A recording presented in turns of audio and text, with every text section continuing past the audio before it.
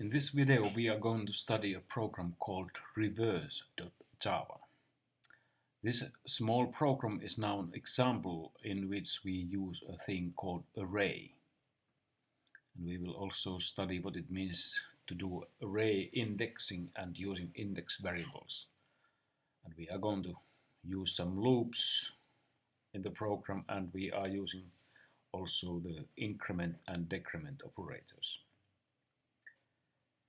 So, my name is Kari Laitinen, and let's first study some theoretical things. So, we have already learned that when you write, for instance, like this,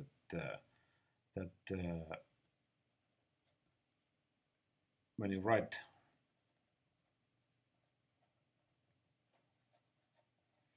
like this, you specify on integer variables with the keyword int, and then you give some name to the variable. So this means that you can preserve some memory to store an integer value. But then if you write a couple of brackets here like this is no longer a variable definition, it is merely an array reference definition.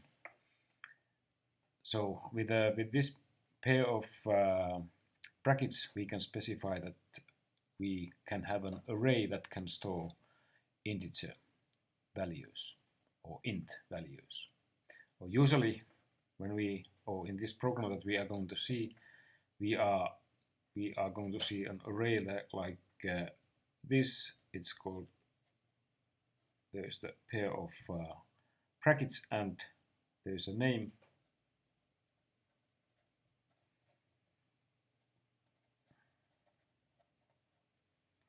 and there's a new, and there's int, and so this way, when we write this way, we specify a name that can refer to an array, and we also create the array. So this creates the array.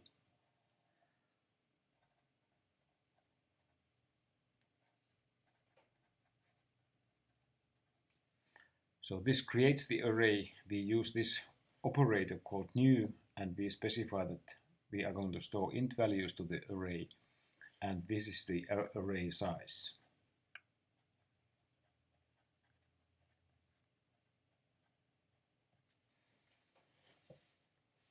So this is how we can specify an array, and then in the program we are going to see that how this kind of array is used in practice.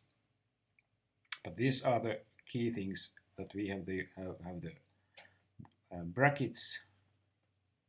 They are called brackets. It's opening bracket and closing bracket, and here we just, this identifies for the compiler that we are going to do an array here. So let's then take a look at this program. So you can find this program when you first go to naturalprogramming.com, and then you click this Java icon here, and here is the list of programs, and this reverse.java can be found there, and with the right mouse button you can download the file for your own use. So I have already downloaded, and I have already compiled it. So it is, so I can compile it like this, and with the Java command I can run the program. And so it says, this program reads integers from the keyboard. After receiving a 0, it prints the numbers in reverse order. Please start entering numbers. The program will stop when you enter a 0. So if I first put it 3, 3, and then 4, 4, 111 7777 88, and now I will type the 0, and it says that the reverse order is indeed the opposite order to that order in which I typed the numbers. So what happens here, the program stores these these values to an array, and as I already showed you, the array looks like this. So here we have an array to store the integers, and we also have an index variable called integer index that is zeroed at the beginning, and we have a variable called integer from keyboard, which we use to read the integers from the keyboard. So what is an array? It is when we specify an array, we reserve memory to store many values of certain type, and in this case we reserve memory to store 100 integer or int values. So and you can think of an array like this. So you can think that in general you can think that the memory of a computer is a long list of bytes or memory locations where you can store information, and an array is simple. For instance, in this case we have an array like you can think that it is like this, that you have positions like this. You have positions like this to store integer values, and when you specify the array like that with a number 100 there, it means that there are 100 positions to store the integer values.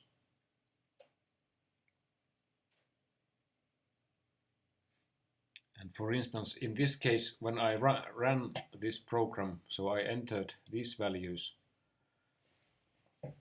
3344111. So you can think that these values are then stored into the array, so that there is first this 3344111 7777 88, and there is the 0 there. By the way, this is a traditional way to write a 0 in computer programming, so that you can distinguish the character from uppercase O. So you can think that when you use an array, it stores values like this way into the memory of computer, and then what we are using, we are using an index variable. So we can think that all these because we can think that this is the beginning of the array in the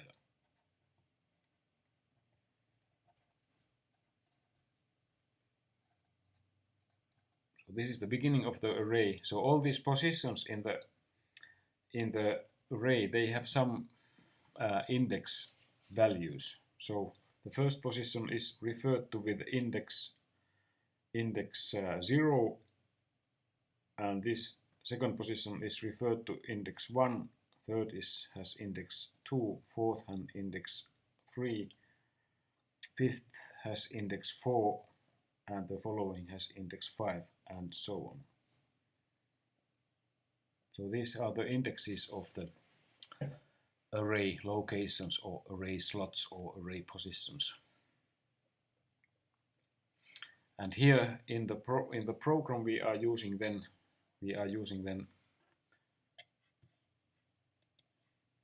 this variable integer index, and it's 0 at the beginning. So here we enter into this do while loop, and we first print the index, and then we print this text like this. And then the program gets an integer from the keyboard or from the user with this statement or this function call, and then it stores the value into this variable. And then it stores this value to the array, and now we can access individual position of an array by using an index inside brackets. So we write an index variable here in brackets, so this whole thing then refers to the first position in the array, or the position specified by this variable, but as the value of the variable is 0 at the beginning, this then in the beginning this refers to the first position of the array.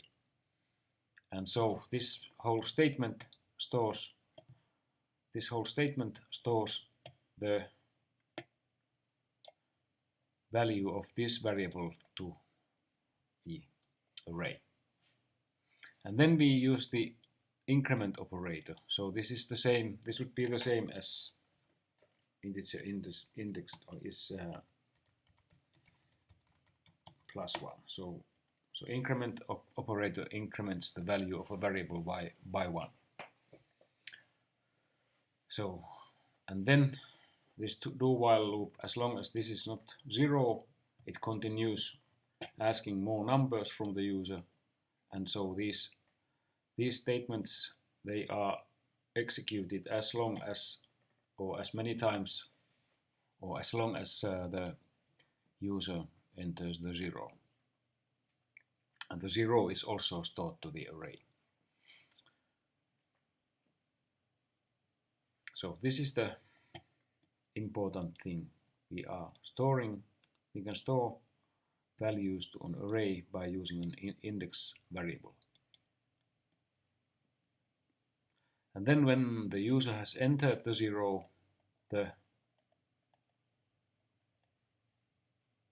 we enter a while loop. And here it is important to know that, because we always in this previous loop, always after we have entered or stored a value to the array, we increment the value of the index variable. And this means that the index variable specifies an array position that is not used yet. So when we want to print the numbers in reverse order, we can use the integer index variable, but we first have to decrement it by 1. So with this operator we can decrement it, the value by 1. So this is the same as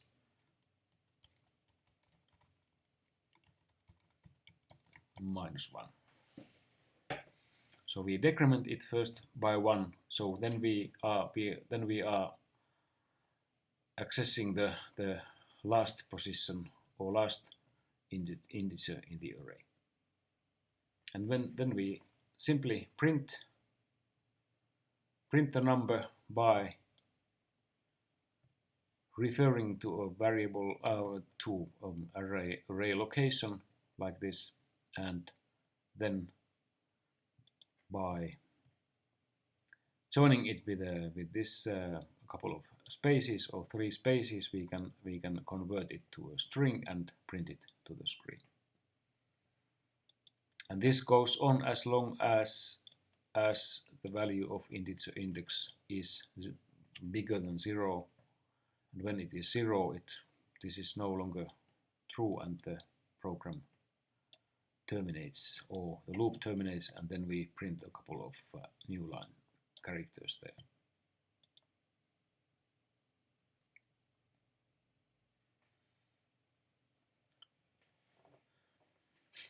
So when we work with arrays, these brackets, they are important. So we first need them when we specify that there is an array, and we also need them when we are referring to array elements or array locations.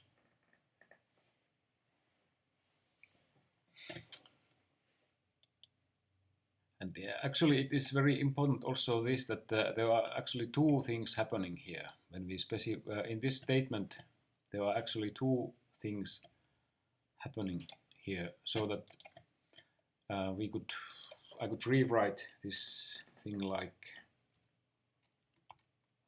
this.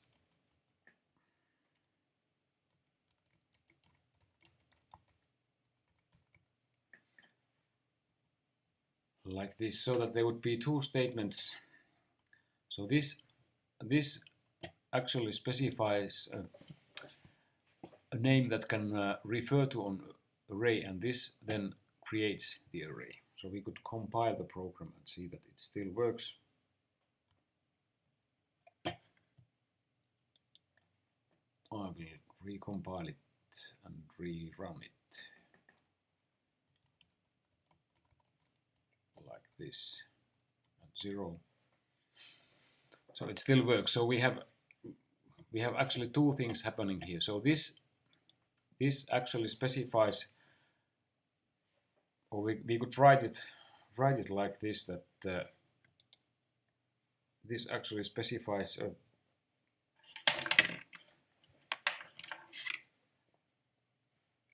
kind of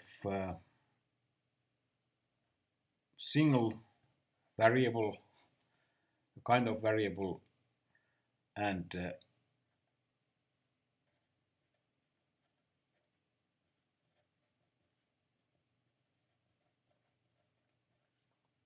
so this name refers to this variable, and then when the array is created, then the address of the array is, because the array has some physical address. You can think that the address of the array is stored into this variable. So we have not yet studied objects in programming, but arrays in Java they are actually objects, and then this mechanism, or this new operation, or the array creation operation, stores the address of the array to the variable that is specified earlier. But you can, but most important at this point of your studies, it's most important to understand that the array works like this, and when you use an index variable, you can refer to array locations.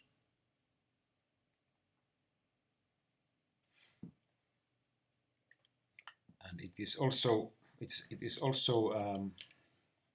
possible to refer to array elements so that you just write a numerical value. So that you just write a numerical value. We could actually modify this program like this, that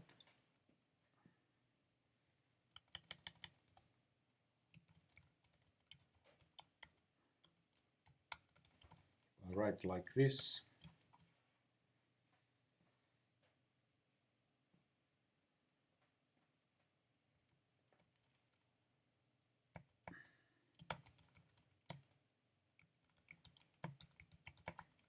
They are called array elements, these.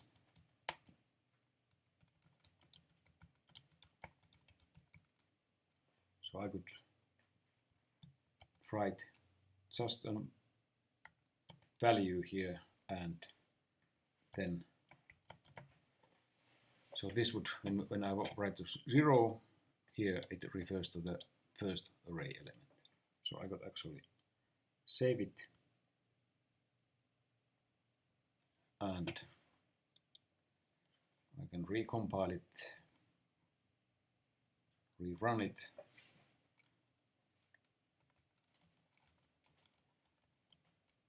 This way, so it says that the first array element is 5, 5.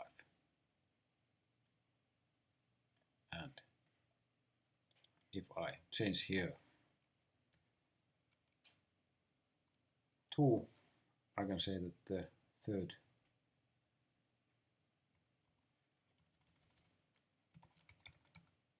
third array element is then printed. Save it and I compile it and I run it.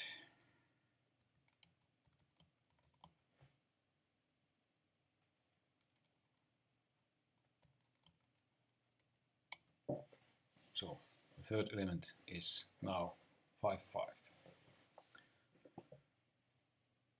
So we can access the array elements both with the numbers and variables and with other expressions. And it's very important if I run it like this. Let's see that I don't give it, I give it only the 0. It says the third array element is 0, and now it means that when the array is initially all the array elements, they contain zeros. So although we didn't put anything into the array, it still showed that there is the value 0 there. And also we could still finally make one more modification to this program, so that this is also important, this array size. So this means that we can store 100 elements to or 100 integer values to this array. And if I modify this now, let's put there 8. So now it could store 8 values of type int. So I will save it and I will recompile it and I run it.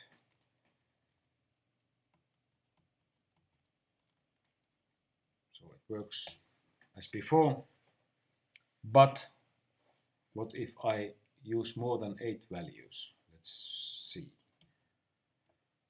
So 1, 1, 2, 2, 3, 3,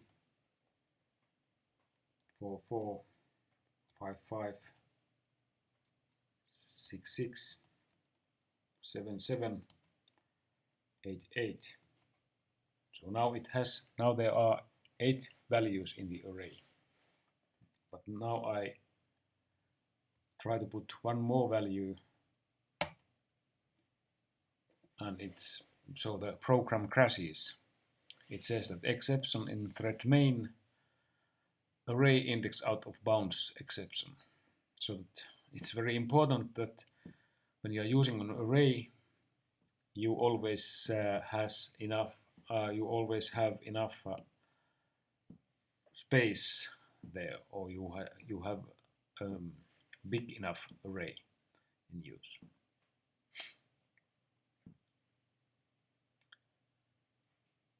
So this was our lesson about arrays.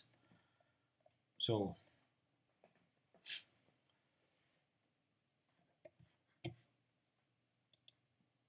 let's still see what we were supposed to learn here. So we were studying array indexing variables, we studied loops. Usually you always need a loop when you are working with arrays, and very often you need these increment and decrement operators when you work with arrays. Okay, that's all for now, and I thank you for your attention. Bye.